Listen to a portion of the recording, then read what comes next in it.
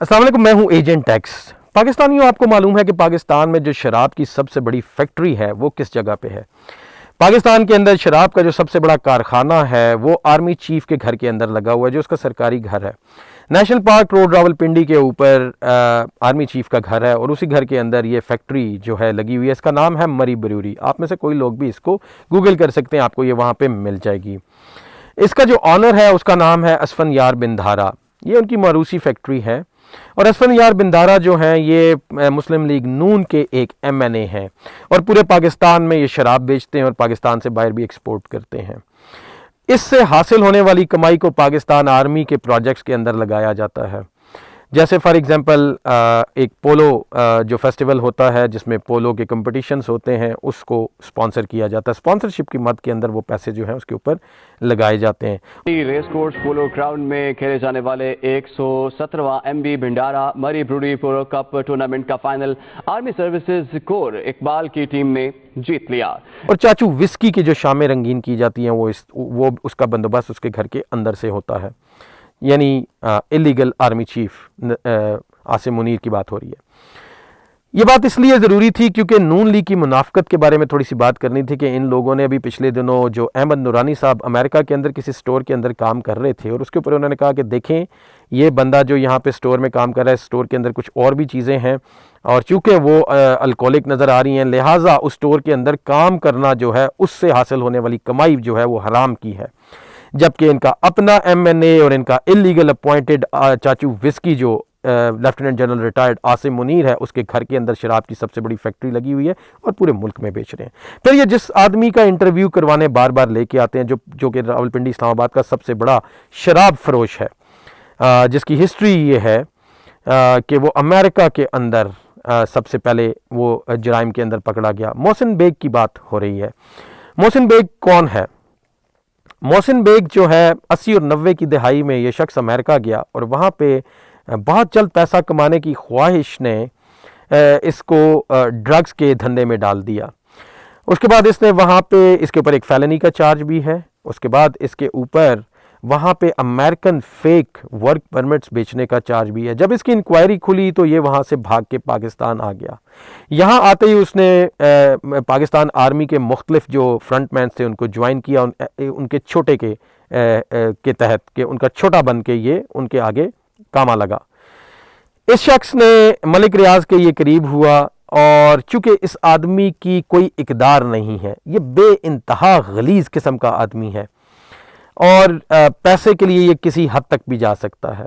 फिर इसने मलिक रियाज को क्या ऑफ़र किया और उससे इसने पाकिस्तान आर्मी को क्या ऑफ़र किया, वो आपको मलिक रियाज की जो बेटी है उसकी पिछली मेरे व्लॉग के अंदर जो वीडियो है उससे आपको पता लग जाएगा कि वो जो सेफ हाउसेस पाकिस्तान आर्मी और ISI के मलिक रियाज के जो बैरिया टाउन के अंदर चलते हैं, उस तरह के प्रोजेक्ट्स को कंप्लीट करके ये शख्स जो है और उस तरह के धंधे करके ये शख्स पाकिस्तान आर्मी में खुसूसन आसिम मुनीर के करीब हुआ। फ्री की शराब और इस तरह के पार्टीज जो है थ्रो करना, ये इसका काम है। अब इस शख्स ने कहा कि इमरान खान जो है वो एहसान फरामोश है और उसने इसके एहसानों का बदला नहीं दिया। इसके एहसानात क्या थे? इसके एहसानात इसी तरह के थे जिसको ये क्लेम करता है कि मैंने इमरान खान का मलिक रियाज से राब्ता करवाया। बात यह है कि ये वो शख्स है जिसके अंडर एज बेटे यानी 18 साल से भी कम उम्र के बेटे को, जो कि उस वक्त इंग्लैंड के अंदर पढ़ रहा था 2013 के अंदर और सरे में वो लड़का पढ़ रहा था, उसको इस्लामाबाद के सेंटोरस मॉल के अंदर चौथे फ्लोर के ऊपर मलिक रियाज ने फन सिटी के नाम से एक अम्यूज़मेंट पार्क बना के दिया जिसका वो MD लगाया गया। ये वो एहसान फरामोशी है जो इमरान खान साहब कर रहे थे। यानी इसके ख्याल में इमरान खान इसको और इसकी मकरू आर्मी के जो जनरल्स हैं उनको भी इस तरह की कोई मौके पेश करेगा, मगर इमरान खान साहब ने तो ये करना नहीं था। फिर उसके बाद इसने ये कहा जी कि मेरा एक वो बेयारो मददगार किस्म का वो एक न्यूज़ चैनल है, वो एक अखबार है, उसको जो स्पॉन्सरशिप्स थी वो नहीं दी इमरान खान ने।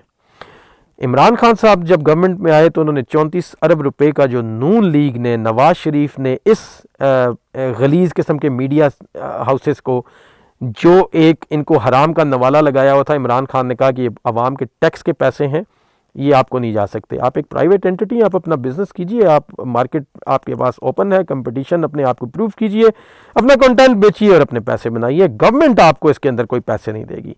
ये थी वो एहसान फरामोशी जो इसने इल्ज़ाम लगाया इमरान खान साहब के ऊपर। उसके बाद इसने कहा कि इमरान खान साहब ने अच्छे बंदे नहीं लगाए। अच्छे बंदे कौन से थे? जो जनरल बाजवा के, गद्दार बाजवा का साबिर मिट्ठू, उसका जो समधी था, उसका आगे करप्ट किस्म का बंदा अलीम खान नहीं लगाया गया। इमरान खान साहब ने अलीम खान को और जहांगीर तरीन को कहा कि आपके ऊपर नैब के केसेस हैं, आप जाइए अपने जो केसेस हैं उनको क्लियर कीजिए, उसके बाद आप आइए और उसके बाद मैं देखूंगा जो भी आपकी जगह प्लेस करनी हुई वो मैं आपको कर दूंगा। लेकिन जब तक आपके ऊपर नैब के ये केसेस हैं जिनके अंदर सब्सटेंटिव किस्म का एविडेंस मौजूद है कि आपने ये क्राइम किया है, तो मैं आपको कोई इस तरह की जो पोजीशन है वो ऑफ़र नहीं कर सकता।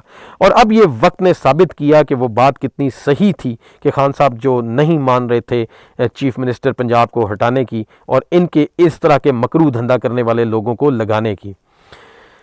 फिर इसने ये कहा कि इमरान खान साहब जो हैं जो वो फ़ौज के अंदर जो हैं ऐसे बंदों को ऊपर ला रहे थे जिनके मुख्तलिफ अज़ाइम थे।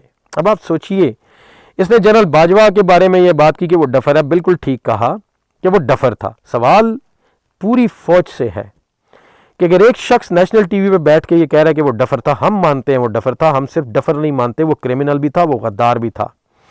लेकिन ISSB ऐसे डफर ने क्लियर कैसे किया? फिर वो कैप्टन, मेजर, कर्नल और जनरल और फुल जनरल बना कैसे बना? वो इस इदारे पे सवाल है कि उसने ऐसे डफर आदमी को इतने साल उसको पाला पोसा और यहां तक लेके कैसे आए। और ये तो बाजवा की बात है, बाजवा तो थ्रू PMA आया, जिसका ये नुमाइंदा और कारिंदा है lieutenant general retired illegal army chief Asim Munir, जिसका कैरियर बे इंतहा रेड मार्क्स के साथ जो है वो उसके ऊपर बहुत सारे रेड मार्क्स हैं। वो शख्स जो PMA क्वालिफाई नहीं कर सका और वो OTS के थ्रू आया, वो शख्स जिसके हाथों के ऊपर साहिवाल के बच्चों का खून है, वो शख्स जिसने एहसानुल्लाह एहसान को यहां से भगाया। आपने अभी रिसेंटली देखा कि उसने इन तमाम दहशतगर्दों के साथ GHQ में बैठ के मुलाकात की, शेड्यूल 4 की जो जमातें हैं उनके साथ उसने बैठ के और वो पाकिस्तान के लोगों को मरवाने की प्लानिंग की। ये शख्स जिसका ये नुमाइंदा है वो इस लेवल तक कैसे आया? फिर इसने इल्ज़ाम किसके ऊपर लगाया? जनरल फैज़ हमीद के ऊपर। इसने कहा कि जनरल फैज़ हमीद जो हैं वो प्यूटन बनना चाह रहे थे। आप लोगों को याद होगा ये बात क्यों की गई? आप लोगों को याद होगा कि जो साइफर अमेरिका से आया था उसकी जो ओरिजिनल इब्तिदा बताई जाती है वो खान साहब के रशिया जाने के विजिट को बनाई गई है, जिसकी वजह से पाकिस्तान के गद्दार दहशतगर्द डफर जनरल बाजवा ने, जब खान साहब को रिमूव किया गया उसके बाद उसने लम्स यूनिवर्सिटी के अंदर बैठ के प्यूटन के ऊपर और रशिया की जो यूक्रेन के साथ जो पॉलिसी है उसको उसने कंडेम किया, जिसको खान साहब ने कहा था कि हम न्यूट्रल हैं, हम इसके अंदर कोई पोजीशन नहीं लेंगे। By the way Liaquat Ali Khan को भी इसी तरह न्यूट्रल रहने की वजह से उनको शहीद किया गया था। पाकिस्तान आर्मी ने उनको साउथ कोरिया के अंदर 2 डिवीज़न ना भेजने के ऊपर, इनकार करने के ऊपर अमेरिका को उनको भी कत्ल किया था। तो अब आपको ये समझ आ जानी चाहिए कि वो एक ऐसा जनरल जिसके बारे में ये कहा जाता है कि a general who has solution for every problem, जिसने अपने 3 साल के अरसे में 2 साल के अरसे में बीइंग DG ISI उसने साबित किया कि उसने पाकिस्तान के अंदर कोई बम धमाके नहीं होने दिए, उसने कोई ड्रोन अटैक नहीं होने दिया, उसने मुल्क का अमन अमान बिल्कुल बरकरार रखा। एक ऐसा जनरल जिसके बारे में बहुत सारे लोग, उसके मुखालफिन भी कहते हैं कि वो बहुत स्मार्ट जनरल था। अगर उसके ऐसे अज़ाइम थे कि वो जनरल बनना चाहता था तो व्हाई नॉट? एक ऐसा शख्स जिसके हाथों के ऊपर खून है, जो क्वालिफाई नहीं करता था, जो PMA जा नहीं सका, और जो इलीगल है, जो रिटायर्ड था, जिसको एक क्रिमिनल ने उठा के लगाया, उसके क्या अज़ाइम है, उसको क्यों लगाया गया? और अब आपको यह समझ आ जानी चाहिए कि प्यूटन का नाम यहां पे क्यों लिया गया, कि जो जनरल फैज़ हमीद था वो पाकिस्तान का प्यूटन बनना चाहता था। ये बेसिकली मैसेज दिया जाता है अमेरिका को, जहां से साइफर आया था, कि देखें हमने पाकिस्तान के अंदर वो जो रशिया के करीब जाने की पॉलिसी थी उसका हमने कैसे कबाड़ा किया। इमरान खान साहब को आपके हुक्म पे निकाला गया, पाकिस्तान से गद्दारी की।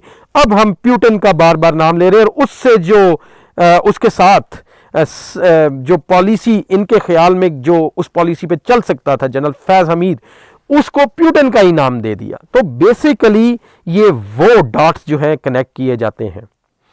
मैं अपने कल के व्लॉग के अंदर बताऊंगा कि पाकिस्तान की जो इकॉनमी है उसको किस तरह बाय डिज़ाइन इन जर्नैलों ने और इनके इस तरह के कारिंदों ने, ख़ास तौर पे पीपल्स पार्टी ने और नून लीग ने किस तरह मिलके पाकिस्तान को दिवालिया किया और इनका असल प्लान क्या है। उसने कहा कि फलाना यहूदी एजेंट है, मैं आपको बताऊंगा कि असल एजेंट कौन है, किस तरह पाकिस्तान को डिफ़ॉल्ट करके इमरान खान साहब के हाथ में 2018 में दिया गया था और अब भी सिचुएशन वैसी ही है।